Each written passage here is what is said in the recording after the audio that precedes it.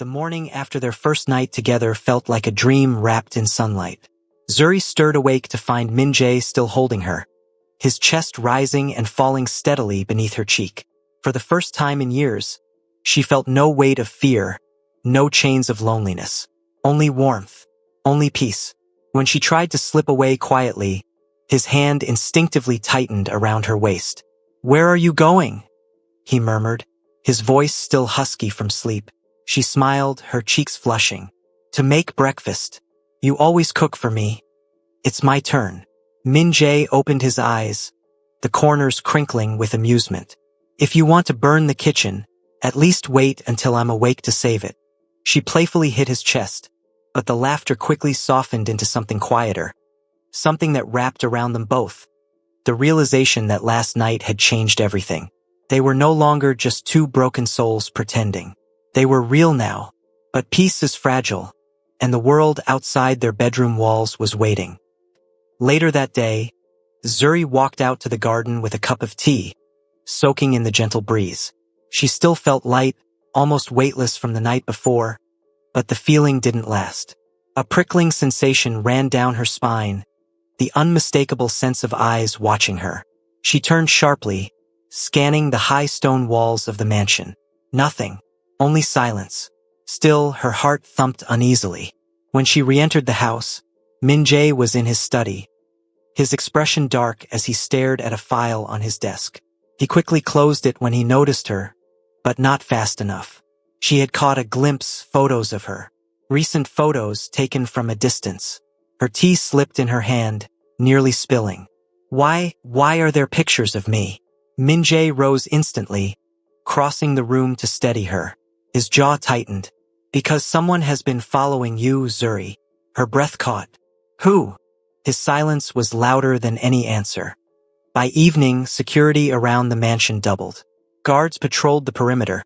Cameras blinked red at every corner, and Min-jae rarely left her side. Yet Zuri couldn't shake the chill crawling over her skin. It was as if shadows were creeping closer, waiting for the right moment. That night, during dinner, Min-jae's right-hand man, Dae-sun, entered with urgency. "Boss, we found this at the gate." He placed a small black box on the table. Min-jae's eyes narrowed as he opened it. Inside was a silver bracelet, one Zuri recognized instantly. It had been hers as a child in Africa, the only thing she had kept from her past before adoption. Her hands flew to her mouth. How did they get that? The message was clear. Whoever was watching her knew her history, knew her vulnerabilities. Min-jae's fist slammed onto the table, his composure cracking for a rare moment. "They're getting bold." His eyes burned with fury, but when he turned to her, his tone softened. "I promised you I'd protect you. They'll have to go through me first." Zuri swallowed hard, torn between fear and trust. For the first time, she saw how dangerous his world truly was, but also how fiercely he was willing to fight for her. Days blurred into a tense rhythm. Zuri barely left the mansion now, spending her time in the library or practicing online classes. But the sense of being watched never faded. Once, she thought she saw a shadow move outside her window. Another time, she found a single white rose on the garden bench, though none of the guards had seen who placed it there. Min-jae grew quieter, more restless. At night, when he thought she was asleep, she often heard him on the phone, his voice low and sharp. One evening, after such a call, he returned to their room looking exhausted. Zuri sat up, unable to hold back anymore. "Tell me the truth. What's happening?" He hesitated, then sat on the edge of the bed, his hand finding hers. His thumb rubbed circles into her palm, grounding them both. "The same enemies your parents once aligned with," he said slowly, his voice bitter at the word parents. "They're moving again. And this time, Zuri, their target isn't just me. It's you." Her heart skipped.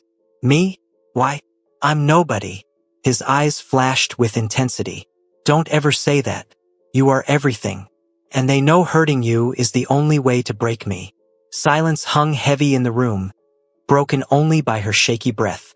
The weight of his words sank deep.